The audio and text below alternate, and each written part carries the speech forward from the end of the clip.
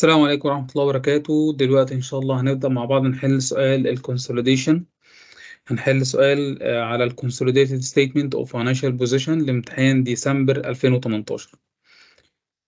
فإن شاء الله هنفتح إكسل نفس المقدمة بتاعت كل مرة. هنفتح الإكسل ونحل عليه كأننا بنعمل سيميوليشن للسبريد شيت اللي في الامتحان مع اختلاف الخواص إن السبريد شيت ما فيهاش معادلات إلا المعادلات الرئيسية الأربعة اللي هي الجمع والطرح والضرب والقسمة. مفيش صم وصم اف والفيتشرز اللي موجودة في الإكسل. تمام. فنبدأ كده بسم الله الرحمن الرحيم ونقول امتحان ديسمبر 2018. طبعا أول حاجة بنبدأ بيها وهي الريكويرمنتس. تمام، علشان نعرف الفريم بتاعي فين، الإطار بتاعي اللي هحل فيه، إيه اللي مطلوب مني عشان أشتغل عليه وما ضيعش وقت في حاجات مش هاخد عليها درجات ومش هتحسب لي على أي حاجة. تمام. فننزل على الريكويرمنتس كده ونقول بسم الله الرحمن الرحيم. الريكويرد عندنا المرة دي مطلوبين. أول سؤال، أول مطلوب بيقول لك compute the profit or loss on a disposal of the investment in Delta which would be shown in the consolidated statement of profit or loss for Alpha for the year ended 30 سبتمبر 2018. عايزين نحسب البروفيت اور لوس على الديسبوزل. معنى كان انا عندي ديسبوزل الانفستمنت، هنشوف قصته ايه. تمام. طيب الريكورد التاني prepare the consolidated statement of financial position of Alpha at 30 سبتمبر 2018. You need only consider the deferred tax implications of any adjustments you make where the question specifically refers to deferred tax. يعني انت مهمتك انك تعمل ال consolidated statement of financial position وما تشتغلش على الديفيرد تاكس الا لو قال لك في نوت بعينها ان انت هنا مطلوب منك ان انت تشتغل على الديفيرد تاكس. تمام. طيب كده احنا عرفنا الدنيا في ايه. طبعا في السبريد شيت انت بتلاقي السؤال يعني ايه، الستاند الون فاينانشال ستيتمنتس او فاينانشال بوزيشنز للشركتين البيرنت والسبسيدري سواء واحده او اتنين، بتلاقيهم موجودين عندك في السبريد شيت زي ايه، زي ما هو موجود في الاكسل كده. فنبدا كده نقول بسم الله الرحمن الرحيم. السؤال بيقول لك Alpha currently has investment in two other entities Beta and Gamma. The draft statements of financial position of Alpha and Beta في 30 سبتمبر 2018. بيقول لك شركة ألفا بتستثمر في شركتين بيتا وجاما. تمام. ودي الستاند الون فاينانشال بوزيشنز للشركتين. فأول حاجة أنا استخلصتها من هنا هي ريبورتنج ديت. ريبورتنج ديت كام؟ 30 سبتمبر 2018. طيب ننزل تحت ونشوف إيه المطلوب. هنا قيمة الاستثمار. طيب يبقى دي أول حاجة أعملها working one investment in بيتا. طيب هحتاج أجيب له الإيه؟ الفير فاليو أوف. خلينا نطلع المعطيات الأول.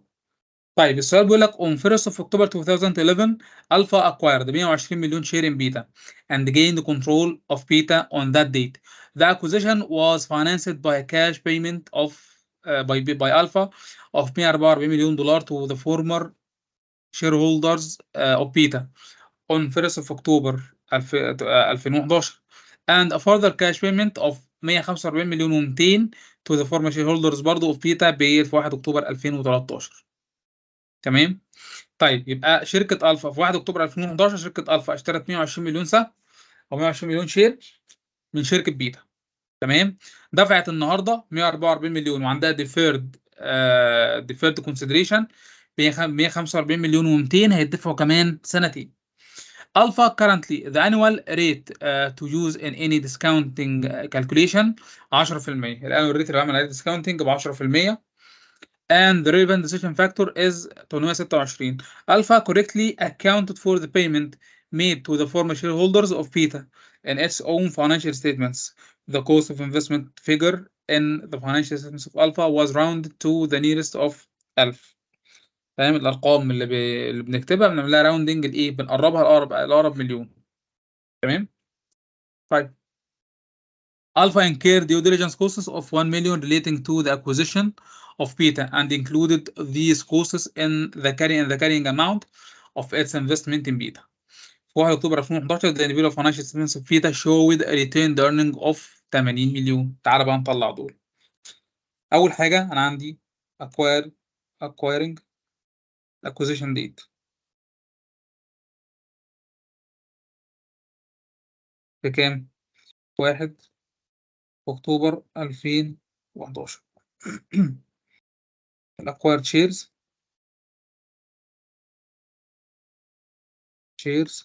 أنا اشتريت منهم كام؟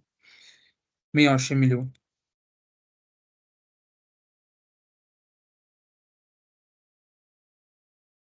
تعالى بس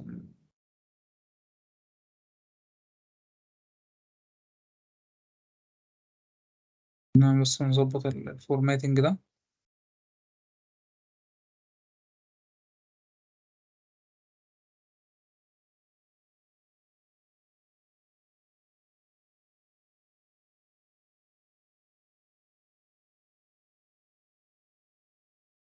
طيب يساوي 120 على ده اللي أنا استحوذت عليه على الشير كابيتال بتاع شركة بيتا وهو 160 مليون، يبقى أنا استحوذت بكام؟ 75%. طيب الكونسيدريشن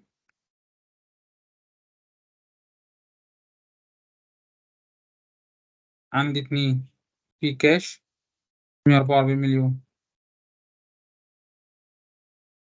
وعندي ديفيرد كاش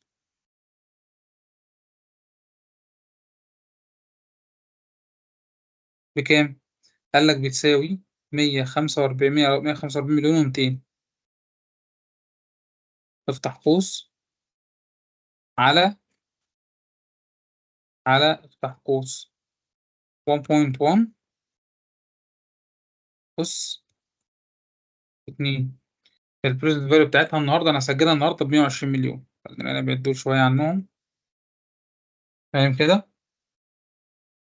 طيب وانا دافع ديو ديليجنس كوست هحتاجها قدام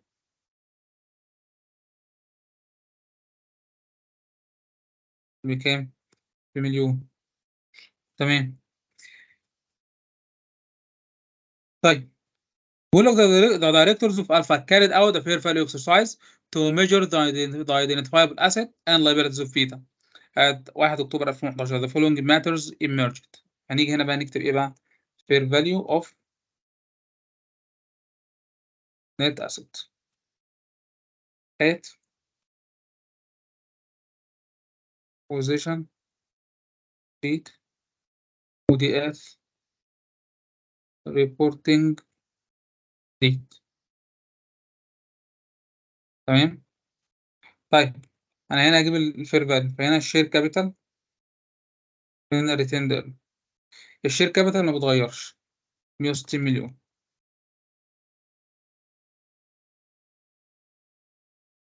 ده اخر السنه. هنا كان قايل لك ان هو كام؟ قايل لك ان هو هنا 80 مليون، يبقى هنا 80 مليون fair value adjustment. طيب بيقول لك البروبرتي which had a carrying amount of 120 مليون. البروبرتي عندي عقارات كانت 120 مليون، مكون الارض منها 40 مليون، 40 مليون ارض و80 مليون عقار. has an estimated fair value of 160 مليون. اللاند كومبوننت منها بقى 60 مليون. The building component of the property had an estimated remaining useful life of 40 سنة. عندي لاند كانت 60 مليون، الفيرو بتاعت 60 مليون ناقص 40 مليون الكارينج اماونت بقى عندي 20 مليون. وبرضه هي كده عشان ملهاش علاج، فالاكوزيشن دي زي الريبورتنج دي. وعندي بروبرتي، البروبرتي بتساوي على الجديد بقت 160، شيل منهم 60 يبقى 100 ناقص قبل كده كانت 120 شيل منهم 40 يطلع قيمتها 80. انا بفصل قيمه از توتال واشيل منهم قيمه الارض، يبقى 160 ناقص 60 بتوع الارض، وقبل كده كان 120 شيل ال 40 بتاعت الارض. تمام. بقت 20 برضه، خد دي احطها هنا. بس قال لك ايه بقى؟ قال لك the building component of the property had an estimated remaining useful life 40 سنه. يبقى الديبريشيشن بتاعها بتساوي الرقم ده على 40 في، احط هناك كام سنه؟ انا استحوذت في 1 اكتوبر 2011 والريبورتنج الجديد بتاعي في كام؟ في 30 سبتمبر 2018. يبقى عدى السنه المنتهيه في 30 سبتمبر 2000، 2000 وايه، 2012، 13، 14، 15، 16، 17، 18 في 7. ونحطها ماينس، يبقى الماينس عندي بكام؟ 3500. مفيش إهلاك في أول السنة. طيب إيه تاني؟ قال لك plant and equipment having carrying amount of 120 مليون had an estimated fair value ب 130 مليون. The estimated remaining useful life of this plant كانت كام؟ كانت سنتين. عندي بعد كده في plant and equipment. تمام، كان بكام؟ كان بيساوي 130 مليون الفير فاليو ناقص 120 10. وقال لك ان هو تم اهلاكها في سنتين. تمام، يعني الاهلاك هيبقى ايه؟ هيبقى على السنه المنتهيه في 30 سبتمبر 2012 و13، يعني مش هيكون موجود عندي في اخر المده. وكده كده اهلاكها هيبقى خلال السنتين، فما عنديش حاجه اهلاك لا في اول وقت البتاع ولا وقت ولا وقت الاكوزيشن ديت ولا وقت الريبورتنج ديت. طيب the fair value adjustment have not been reflected in the individual financial statements of PETA. In the consolidated state financial statements, the fair value adjustments will be regarded as temporary differences for the purposes of computing deferred tax. The rate of deferred tax to apply to temporary differences كان 20%. هنا قال لك ان احنا نستخدم الايه؟ deferred tax. deferred tax liability effect. deferred tax effect بيساوي sum ده كله في 0.2 حاطين ماينس. تمام، نقول هنا بيساوي sum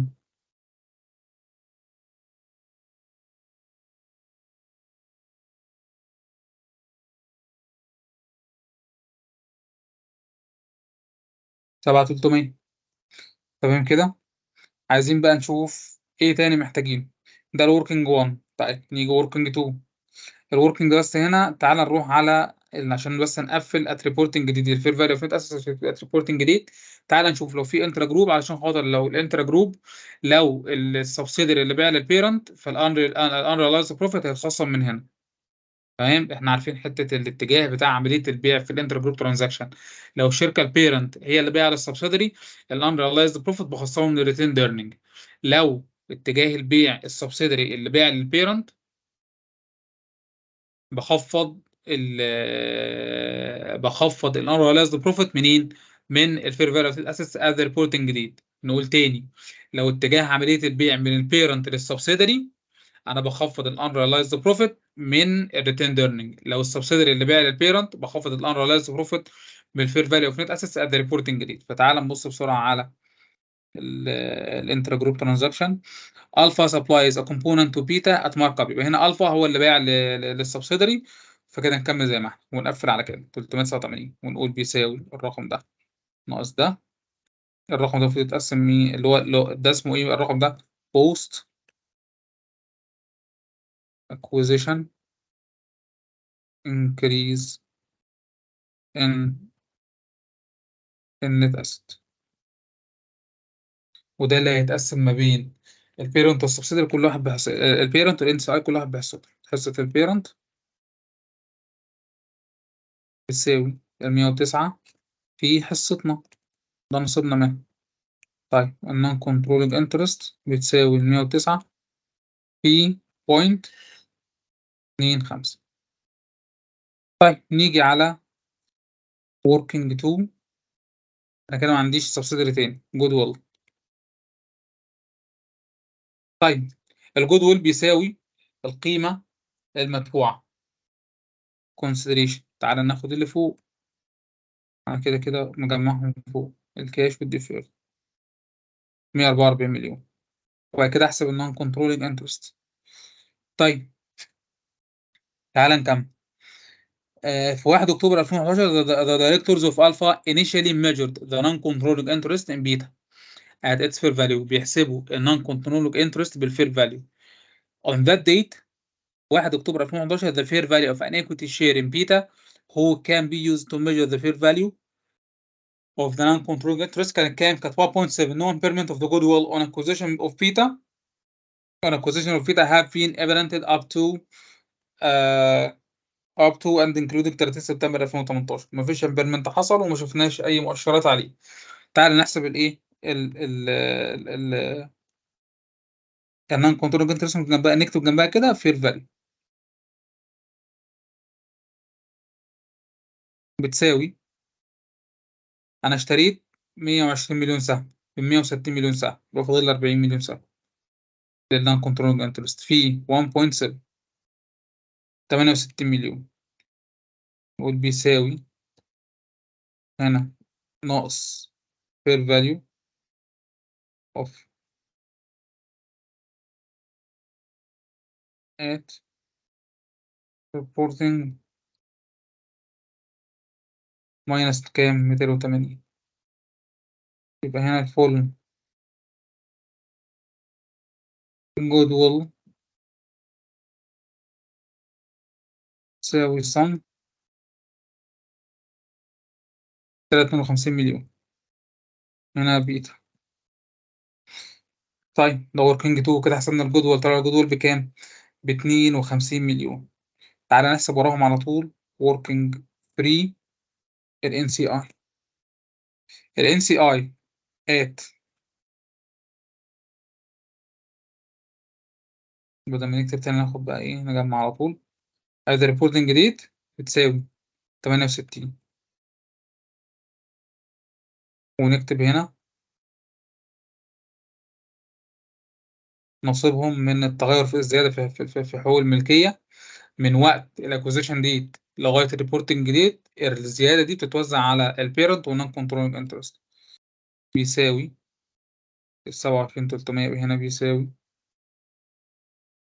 27. طيب دي كده النون كنترولينج انترست. نعمل ايه تاني؟ كده خلصنا النقطة دي. تعالى ننزل السؤال التاني. investment income working fourth investment income.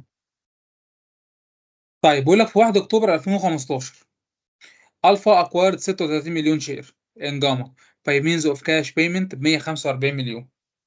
تمام. طيب جاما ايشود شير كابيتال ات ذات دي بكام؟ شركة جاما كان عندها شير كابيتال بكام؟ ب 120 مليون، وانا اشتريت منهم كام؟ 36 مليون. يبقى هنا اكوايرد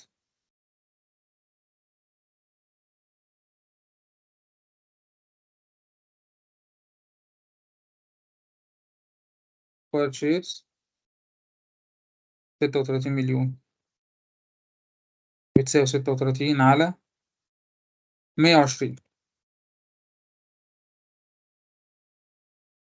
طيب 30% يبقى انا كده تحت، هيطبق عليا معيار رقم 28، وهو الانفستمنت ان اسوشيت، لان المستثمر بنسبة 30%.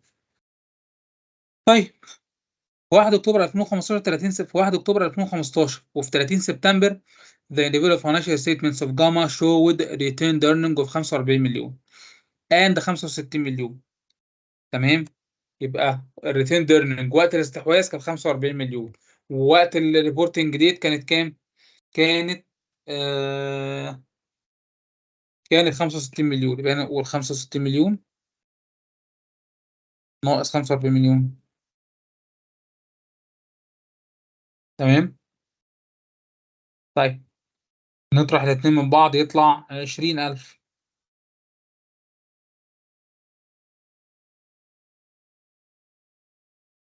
دي ار اي ات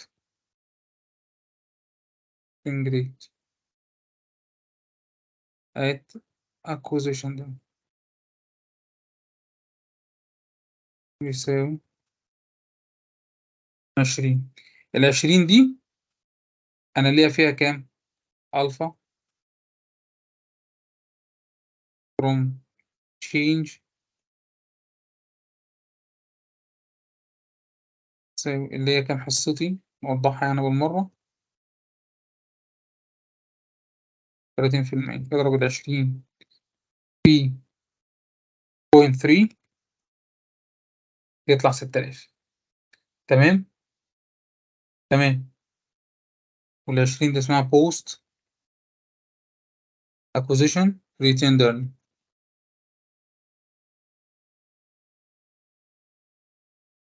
اللي هي برضه ار اي. تمام كده. طيب حاجة تاني؟ لا، قال لك since first of all no other investors has owned more than 80%. طيب working for الانترا جروب. انفستمنت بتاع دلتا، انفستمنت في دلتا في 1 اكتوبر 2012 الفا ايشود 80 مليون شير، 80 مليون of its own share in exchange of an 80% shareholding in Delta. Delta has an issued share capital ب 100 مليون، 100 مليون شير. The fair value of an equity share in Alpha on that date كانت 1.4. The fair values of the net assets of Delta at 1 أكتوبر 2012 were the same. في 1 أكتوبر 2012 the directors of Alpha initially measured the non-controlling interest in Delta as its fair value of that date. في 1 أكتوبر 2012 the fair value of an equity share in Delta which can be used to measure the fair value of non-controlling interest 1.1. لما نيجي نحسب. طيب the individual financial statements of Vita showed net الفاينانشال statements showed ايه بقى؟ النت اسيتس او الايكوتي كانت 110 مليون وقت الاستحواذ و170 مليون في السنه المنتهيه في 30 سبتمبر 2018. In the year ended 30 سبتمبر 2018 the individual financial statements of Delta showed a profit، كان فيها بروفيت ب 24 مليون، وكان فيها وفي 31 مارس دلتا بيد ديفيدند حصلت خلال السنه ب 9 مليون. في 30 جون 2018 Alpha disposed of its shareholding in Delta for a cash proceed of 180 مليون. The individual financial statements of Alpha recognized the correct profit on disposal of its shareholding in Delta. حلو جدا، يعني هم أقروا بالمكسب الصحيح من الناتج عن عملية الديسبوزال ده. No impairment of goodwill of the goodwill and acquisition of Delta had been necessary between 1 أكتوبر 2012 ل 30 جون 2018. طيب معنى كده ان دي معموله ومتسجله صح. في نقطه تانية في المطلوب لو تفتكروا، كان بيتكلم على انت ازاي حسبت دي، وده مطلوب لوحده، فخلينا نسيبها دلوقتي ونرجع لها في الاخر لما نخلص الكونسوليديشن. طيب الانتر جروب ترانزاكشن يا باشا بيقول لك ايه بقى؟ انترا جروب ترانزاكشن. طيب بيقول لك الفا سبلايز كومبوننت تو بيتا اتماركه بكام؟ يبقى هنا الجروس بروفيت او الجروس مارجن بيساوي 125، بيساوي 25 على 125، وحط دي نعملها نسبة 20%. طيب alpha supplies a component to beta at a markup of 25% of on its production cost. The trade receivable of alpha at 30 سبتمبر 2000 The trade receivable of alpha at 30 سبتمبر 2018 include 10 مليون receivable from beta. receivable from beta يعني مطلوبين من بيتا، الريسيفبل متسجلة في alpha وبيبل متسجلة في بيتا. in respect of sales of component. بيتا paid alpha 10 مليون، شركة بيتا دفعت ال 10 مليون اللي عليها to clear the outstanding balances في 29 سبتمبر 2018. Alpha received and record this amount في 3 اكتوبر 2018. معنى كده ان انا عندي الفا سجلت البيبل بتاعتها مظبوطه لان الفلوس خرجت من بنكها، فهتقول ديبت البيبل كريدت او ديبت الفا كريدت البنك. انما الفا مش هتسجل عندها، مش هتخفض الريسيفبل بالفلوس اللي استلمتها لانها استلمت الفلوس فين؟ في السنه الجديده. فاحنا هنعمل ايه؟ هنعمل ادجستمنت على الريسيفبل وعلى الكاش. هنخفض الريسيفبل ب 10 مليون ونزود الكاش، ده يعتبر كاش اون ترانزيت. كاش اون ترانزيت. في 30 سبتمبر 2018 the inventories of Vita كان 15 مليون in respect of the component purchased from Alpha. All such inventory is measured at original cost of Vita. يبقى هنا الانفنتوري 15 مليون. ال unrealized profit بتساوي ال 15، لا بتساوي ماينس 15 في 20 مليون. طيب working set تعال نتكلم فيه، نحذف الريتين ديرنج مرة بتساوي الريتين ديرنج بتاعت البيرنت ونعمل عليها شوية adjustment. هنا unrealized profit هيخفض لي ال unrealized profit، هزود بيها التكاليف وأخفض بيها الإيرادات. وكان عندي فوق لو تفتكروا في 1000 due diligence cost، دي برضه تتخفض. تمام كده. وفي عندي due diligence cost، وفي عندي بسم الله الرحمن الرحيم عندي cost of acquisition،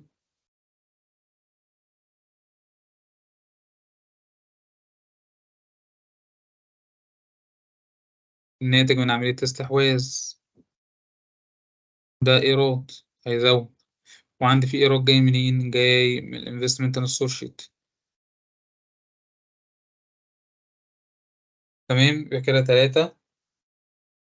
طيب إيه تاني يا باشا؟ تعال نشوف النقطة الأخيرة. بيقول لك property lease في 1 أكتوبر. تعال نشوف هنا working 7 في 1 أكتوبر 2017 Alpha began to lease a property under a lease under 10 سنين lease. The annual rate of interest implicit in the lease was 5%.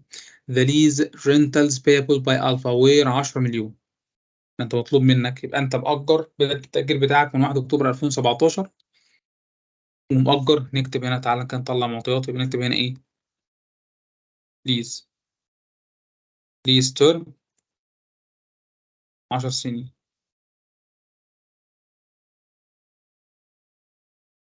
ليز بيمنت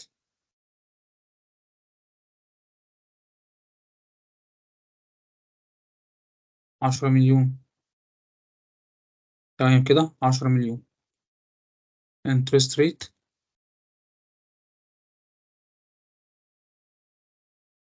5%.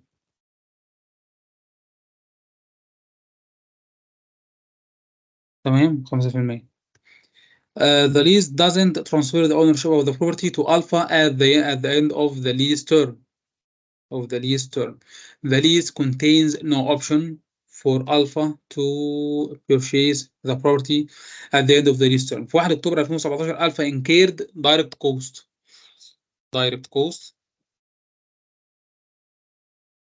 4 مليون.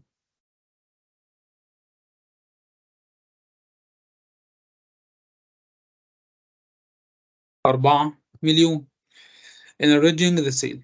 تمام. طبعا ال 4 مليون دي بتترسمل على الرايت اوف يوز اسيت.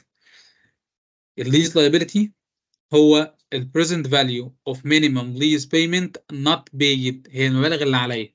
طبعا المبالغ اللي انا دافعها advance او direct cost attributable to arranging the contract، دي بتترسمل على الرايت اوف يوز اسيت وتعمل لها depreciation على الليز تيرم او الليز او اليوسفول لايف. تمام. ممكن ترجعوا لمعيار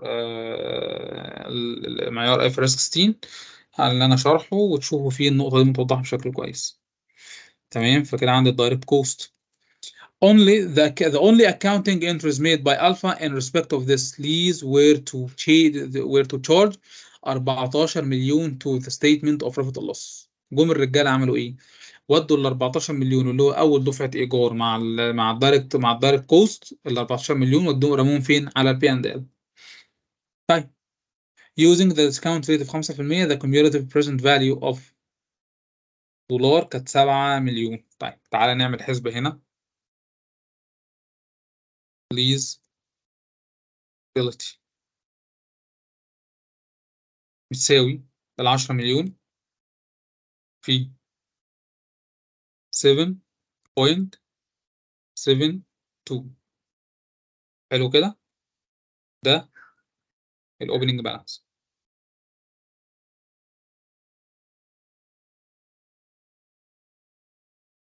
بعد كده فاينانس كوست، بعد كده الليز،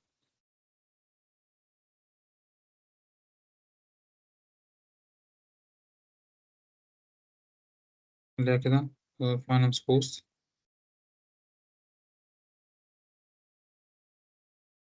وعندي بعد كده نصعد شوية.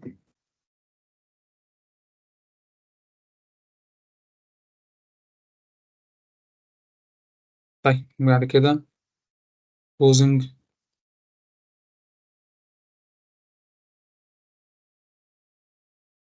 طيب الفاينانس كوست بتساوي 77 في 5%.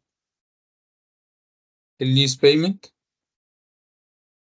ماينس 10 مليون بتساوي صم،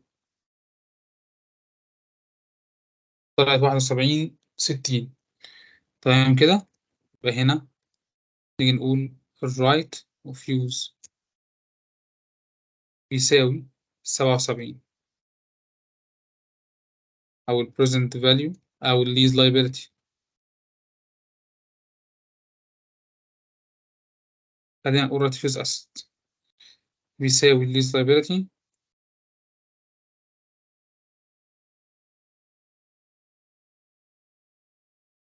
present value. وهنا direct cost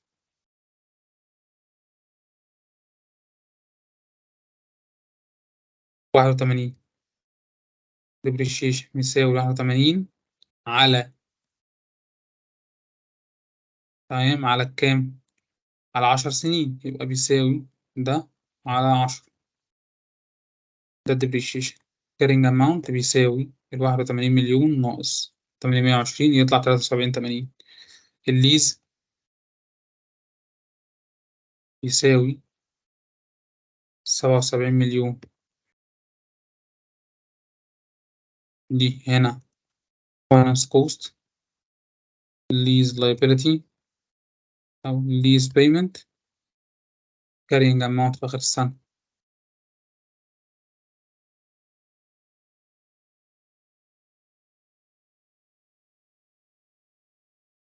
طيب تعالى بالمرة أقول لك حاجة بقى، عشان احنا المفروض إن احنا بنفصل.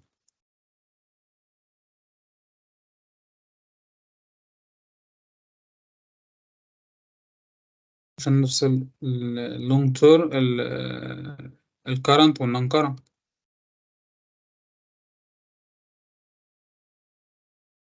طيب نقول هنا الكرنت current liability non current liability بيساوي ناقص ده ناقص ده ناقص 10 مليون ناقص النون current liability 71 مليون ناقص الكرنت liability بيساوي sum. كده نقسم الرصيد ده ل 71 مليون اللي هو بتاع الليز liability. ليز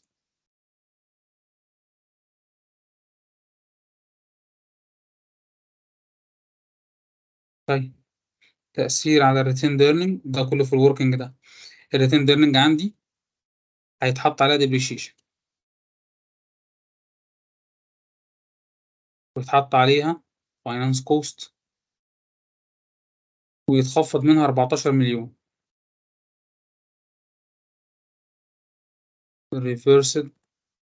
ريفيرس اوف charging of previously charged. يبقى هنا بيساوي، يبقى أنا كده محتاج أودي، محتاج إن أنا يعتبر هخفض. أنا كنت محمل مصاريف ب 14 مليون، دلوقتي المفروض إن أنا أحمل بكام؟ ب 11920. فيعتبر هرد على الريتين ايرنينج بكام؟ بالرقم ده.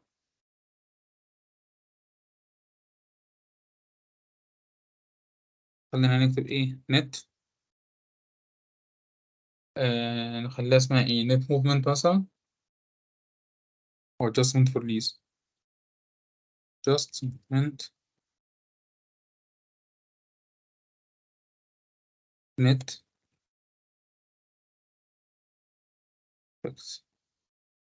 for.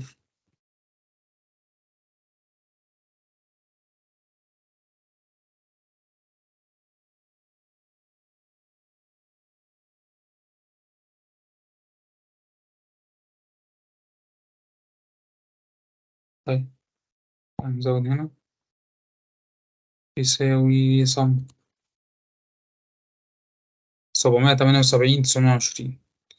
تعالى طيب نشوف ايه البنود اللي اتغيرت عندنا. انا كده اعتبر خلصت. تعالى بس نعمل وركينجز كده ونظبط الكلام.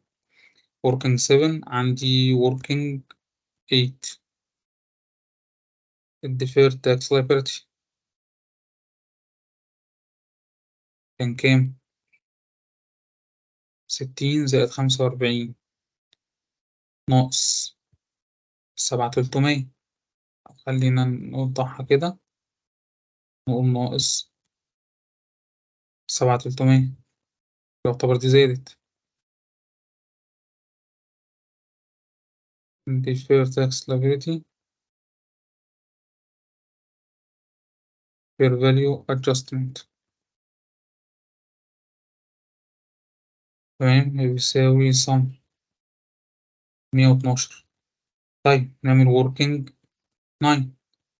أنا عندي هنا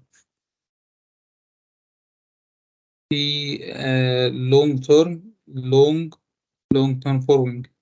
قال لك بتساوي كام ال long term borrowing؟ بتساوي 100,000 زائد 80,000. نقول زائد، هزود عليهم إيه تاني؟ هزود عليهم ال 64 اللي هي long current assets بيساوي sum 244 مليون و16. تمام. طيب إيه تاني؟ working 10 short term borrowing. الحاجات دي كلها اتأثرت، بس عشان إيه نلنك على طول. بيساوي short term 20 زائد 30 50 زائد 6 مليون 477. تمام. دي ال current liability lease liability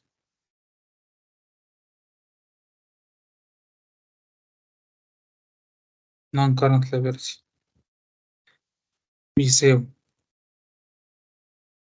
56 مليون. تمام كده. طيب كده في حاجة تانية اتأثرت؟ مفيش حاجة اتأثرت كده. نقدر نرفع بقى كده ونطلع نكتب إيه. تعالى هنا نكتب بقى الإيه الكونسوليديشن.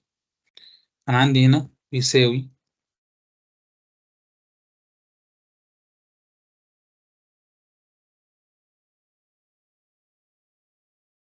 صم،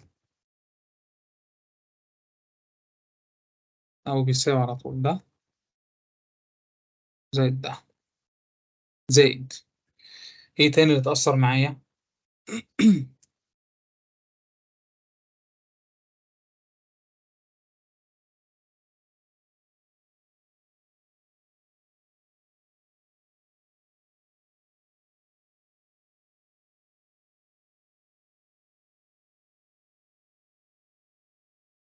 طيب تعالى بقى نضيف اللي اتأثر زائد بسم الله الرحمن الرحيم. خليها زائد صم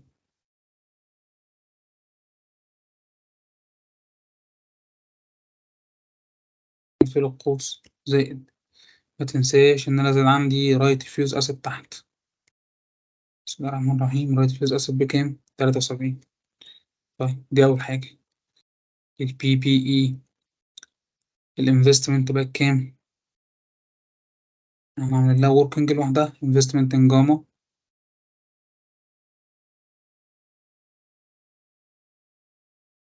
الانفستمنت ان جاما هو بكام؟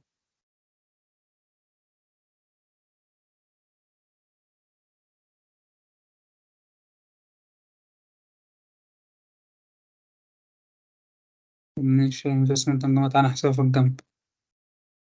طيب تعالى نشوف الانفستمنت ان جاما كام بكام. الانفستمنت ان جاما احنا كنا دافعين كام يا باشا؟ احنا كاتبين هنا اهو. احنا كنا دافعين كام في جاما؟ كنا دافعين 145 مليون.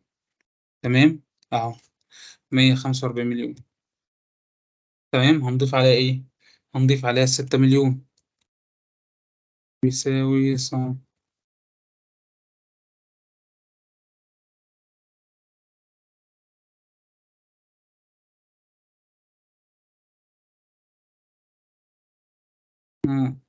closing balance.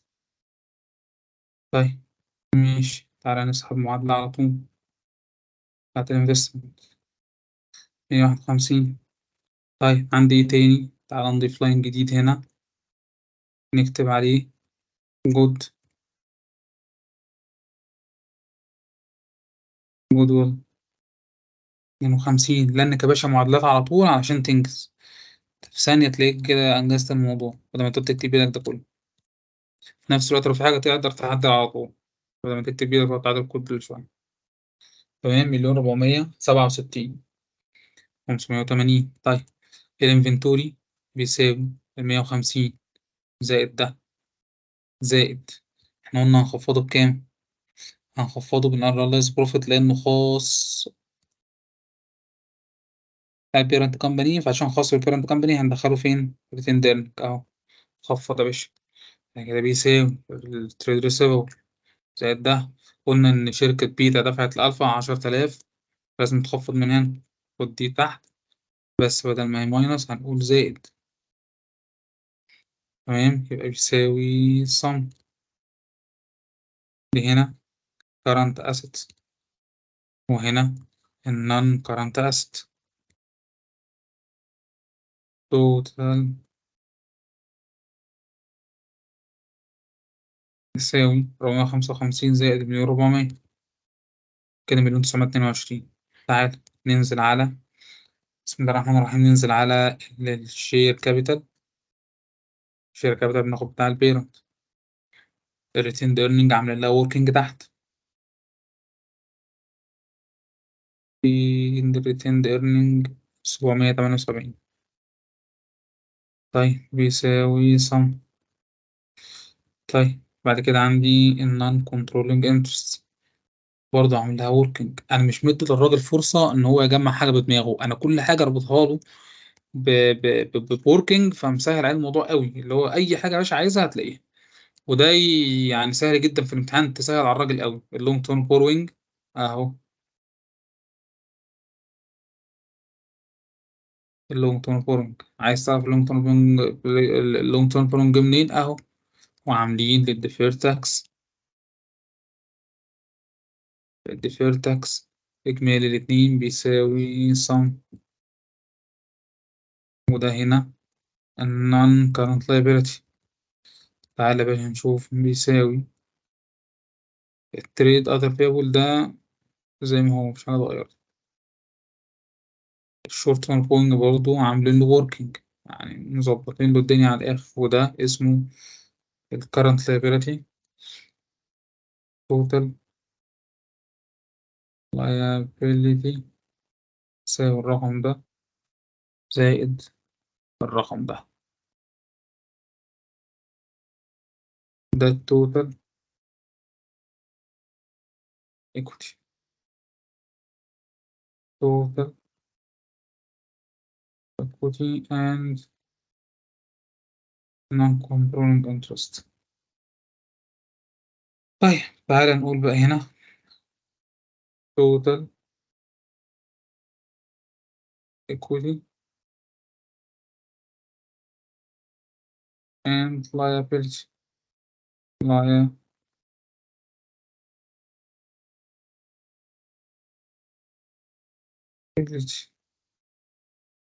سعر 413 زائد 1,300,000. total liability دي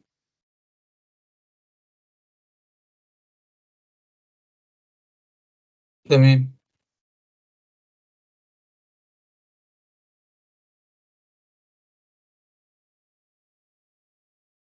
لا ثواني، سامي ده زائد ده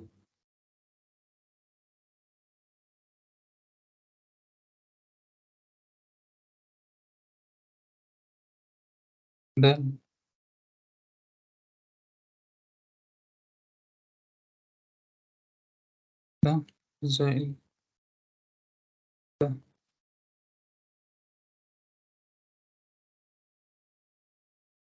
يساوي 1,922 مع التوتال أسيتس.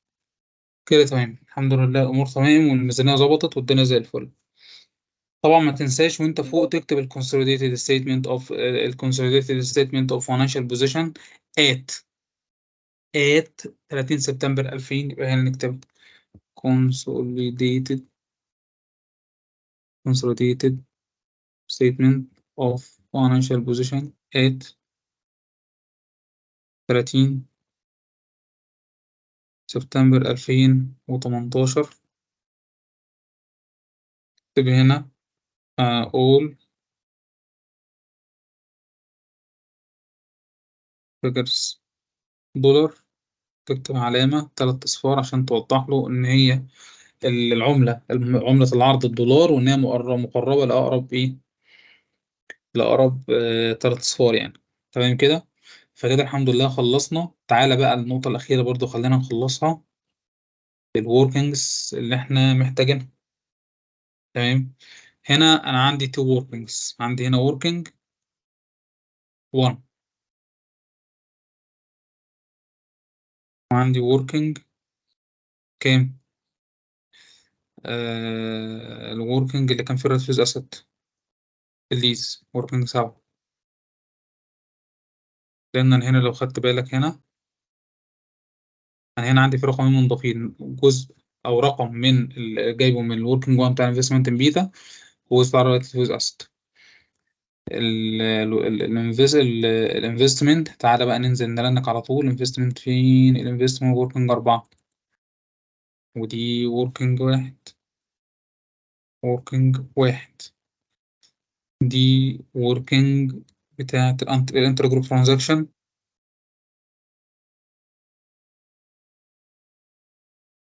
ماشي. التريدر سوى الكاشمنت ما فيهاش وركينج. الريتين ايرنينج ليها وركينج رقم مش عارف 6 أو كام، رقم 6 ماشي. النون كنترول انترست ممكن رقم 4 أو 3، رقم 3 مظبوط. تمام. ده ممكن وركينج رقم 9،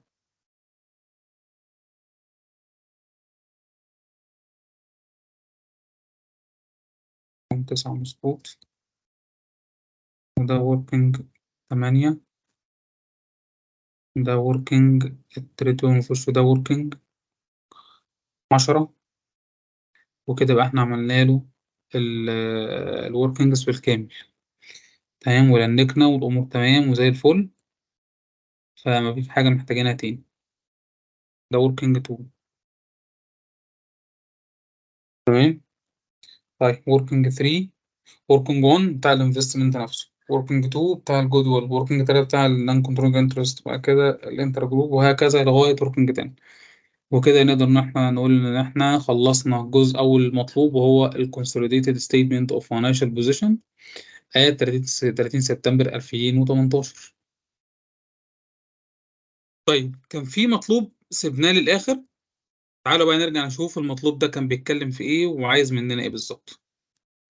بيقول لك compute the profit or loss on disposal of the investment in Delta which would be shown in the consolidated statement of profit or loss of Alpha for the year ended 30 سبتمبر 2018. تعالى بقول لك احسب لي الربح او الخساره الناتجه عن عمليه الاستبعاد للاستثمار اللي اسمه دلتا. تمام، للسنه الماليه المنتهيه في 30 سبتمبر 2018. تعالى بقى نفتح له كده، نكتب هنا second query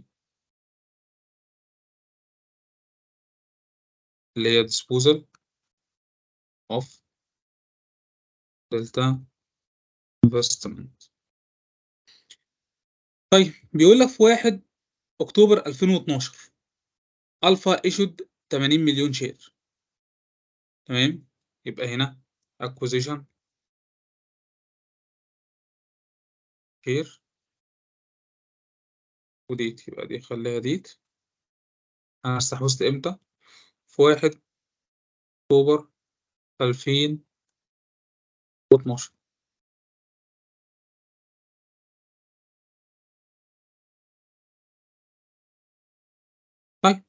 انا استحوذت على كام؟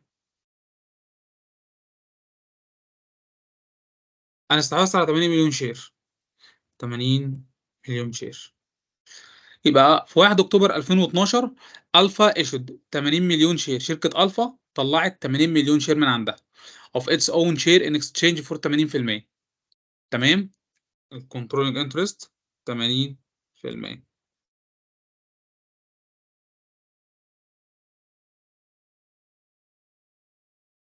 80% in دلتا. دلتا has an issued share capital 100 مليون. شركة دلتا عندها 80 مليون، عندها 100 مليون سهم issued. انا خدت منهم كام؟ خدت منهم 80%. حلو كده؟ تمام، يعني خدت منهم 80 مليون. يبقى كده سهم من الفا قدام سهم من ايه؟ من دلتا. The fair value of an equity share in alpha on that date كانت 1.4. معنى كده ان ال acquiring amount او ال consideration acquiring amount كانت بتساوي 80 في 1.4. تمام. خلي دي برضه عشان consideration.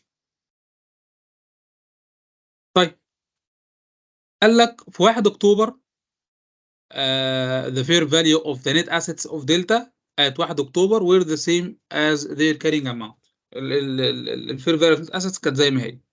طيب، في 1 اكتوبر 2012 the directors of Alpha initially measured the non-controlling interest in Delta at its fair value on that date. ماشي. On 1st of October 2012, the fair value of an equity share in Delta, which can be used to measure the fair value of the non-controlling interest, كانت 1.1. 1.1.1 يبقى non-controlling interest برضه نكتب جنبها للتوضيح بالفير فاليو بتساوي فاضل 20 مليون للنون كنترول انترست في 1.1. طيب، عايزين نقارن دول مع بعض. دول بيساوي ده الكونسيدريشن زائد النون كنترول انترست 134.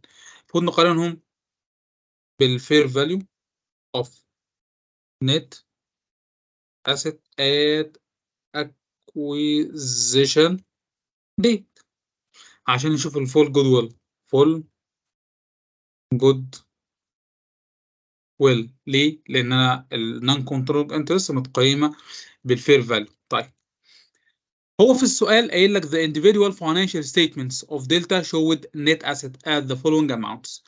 كانت 110 مليون في 1 اكتوبر 2012. ده اللي انا عايزه دلوقتي. 100 ناقص 110 مليون.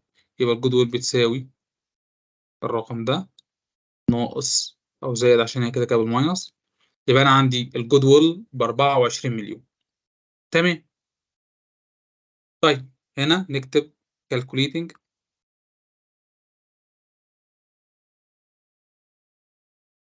the profit or loss from disposal. انا عشان احسب، ودي خليها بولد عشان نبقى فاهمين احنا بنعمل ايه. علشان احسب ناتج عملية الديسبوزل بقارن كام حاجة. بص بقى، بقارن اول حاجة الكوليكشن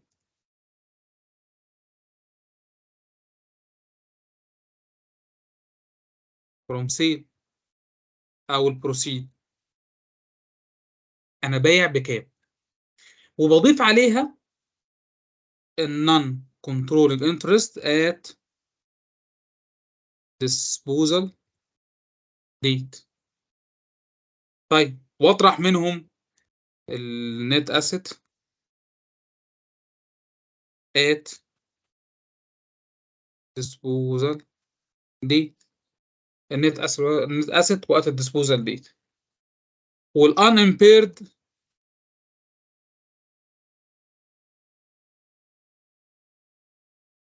جود ويل.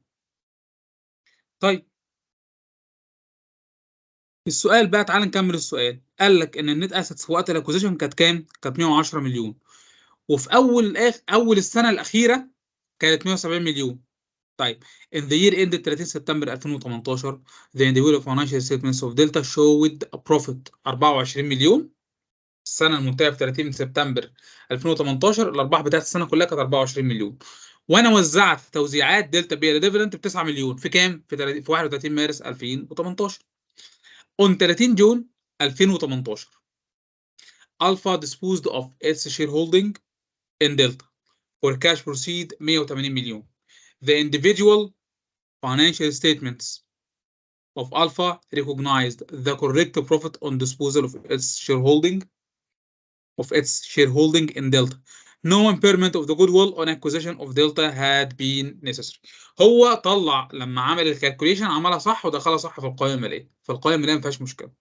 طيب قال لك هنا البروسيد 180 مليون، ده تمام، ده جيفن.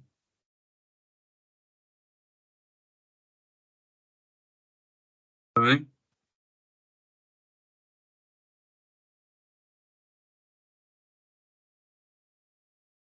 جيفن.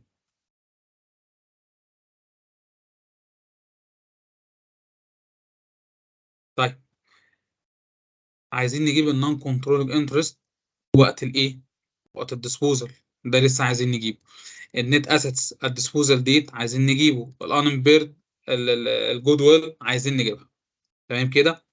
طيب تعال نشوف ايه اللي نعرف نجيبه اسهل، ده نسميه working 1. تعال نشوف النت اسيتس ات disposal date. تمام، ده عباره عن ايه يا باشا؟ ده عباره عن النت اسيت هات اخر نت اسيتس عندي كانت في 30 سبتمبر 2017 بكام؟ هو مديها لك 170 مليون. بعد كده قال لك profit for the period ended 30 جون او for the period ended profit till the disposal date. انا ماليش دعوه اللي بعد كده. السنه كلها كانت ب 24 مليون، اقسم على 12 واضرب في 9. انا السنه الماليه المنتهيه عندي في كام؟ في 30 سبتمبر من كل سنه، فانا استبعدت في 30 6 يبقى معايا 10 11 12 1 2 3 4 5 6، معايا 9 شهور. يبقى انا هسجل عندي ايراد بكام؟ ب 18. حلو. هضيفه على الفير فاليو على النت اسيتس اللي كانت في كام؟ في 30 سبتمبر، لان هو ما حسبلكش النت اسيتس ات ذا ديسبوزال ديت، عشان كده احنا اللي بنحسبه.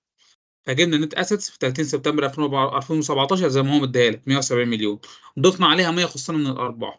بعد كده نبص على الديفيدند نشوفه واقع في انهي فتره. لو في الفتره اللي انا كنت مستحوذ فيها هخفضه من قيمه النت اسيتس، لان الديفيدند بيخرج منين؟ من الريتيند ايرنينج. تمام. لو مش في فترتي او في الفتره بعد ما انا استبعدت الشركه عندي من عندي، خلاص يا باشا اللي بعديك هو اللي يلبسها. فهو هنا ديفيدند ات مارش كان خلال فترة 2018. أنا استبعدت بكام؟ اللي هو أهو 30 جون 2018 عشان برضه يبقى الأرقام واضحة. ماشي، أنا برضه مطلعها هنا عشان تبقى الرقم واضح.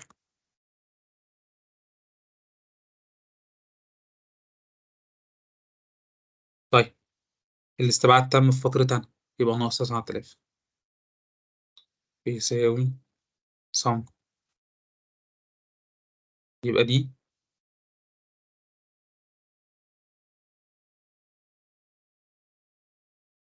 إن اتأسس at the disposal date. الجود ويل working 2 وأنا عاملها فوق ناقص ال 24 مليون. نكتب هنا ده working 2. معلش على الترتيب. نيجي للنقطة الأخيرة النون كنترولينج انترست working 3. نون كنترولينج انترست خلينا اهي.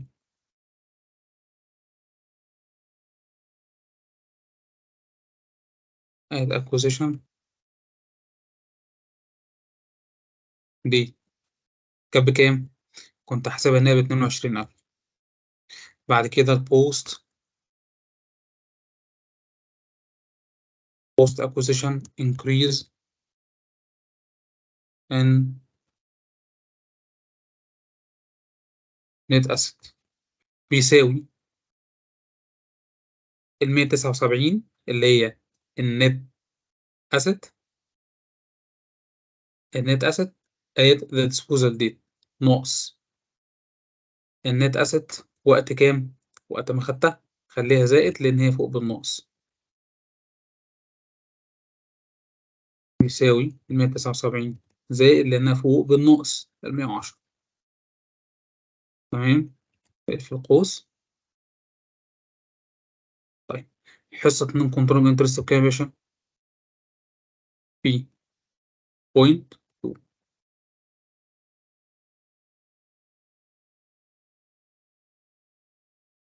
13800 بتساوي صم. يبقى أنا حصة النون كنترول انترست بكام؟ ب 35800. نيجي نقول بيساوي صم 180 زائد ال 35 ناقص 179 ناقص ال 24 يطلع 12800. ويبقى دي الناتج بقى هنا the profit resulted from disposal of delta.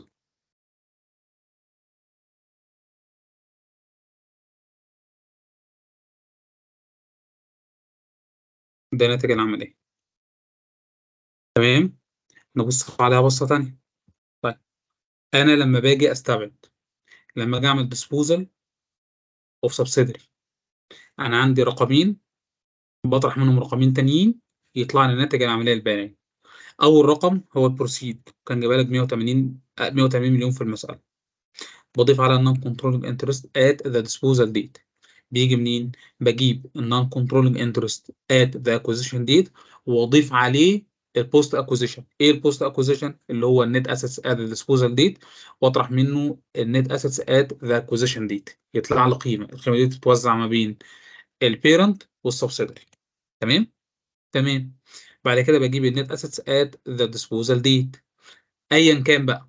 هو ممكن يكون جايبها لي سالكه يعني جايب لك الرقم على طول تستخدمه او ممكن يجيب لك النت اسيتس في كام في اخر السنه اللي فاتت. فهو ده الاوبننج بتاعي بضيف عليه ما يخص فترتي او فتره استحواذي من الايراد واشوف بعد كده الديفيدند لو وقع في فترتي باخده في اعتباري. بس خد بالك الايراد انا بنسبه للفتره. يعني بشوف مثلا انا بقسم الايراد اللي جاي لي على 12 واضربه في ايه في عدد الاشهر اللي انا كنت مستحوذ فيها. الديفيدند بيتاخد وان شوت ما بيتقسمش. وقت ما الديفيدند بيجي حاجه من اتنين يا بشيله كله يا بسيبه كله حسب هو واقع في انهي فتره استحواذي او مش فتره استحواذي. تمام كده. طيب نيجي بعد كده نحسب الانمبيرد جود ويل. تمام اشوف الجود ويل قيمتها كانت كام اللي فاضله عندي حصل لها امبيرمنت ولا لا واشوفها. دي بتحسبها ازاي؟ بتجيب الجود ويل في اول الاستحواذ كان كام وبعد كده اشوف حصل على امبيرمنت ولا لا. هو ممكن يكون مديهولك يعني. تمام او لو هيتحسب يبقى ده قصه تانيه. ماشي. بس يا باشا كده الحمد لله انتهينا من الموضوع ويعني على غرار بقى دي اف بي نعلم على كلمه ترود عشان تبقى جميله كده وظاهره. تمام. بس ده يا باشا اللي حصل كله وده ناتج الايه المسألتين دول عليهم مش عارف 7 درجات. تعال نشوف الويت كده. طيب دول الكونسوليديشن 7 درجات 33 درجة ودي والتانية 7 درجات. حلو كده. فكده نقول الحمد لله انتهينا من الكونسوليديتد ستيتمنت اوف فاينانشال بوزيشن لامتحان ديسمبر 2018. بالتوفيق للجميع ان شاء الله وشكرا جزيلا ليكم.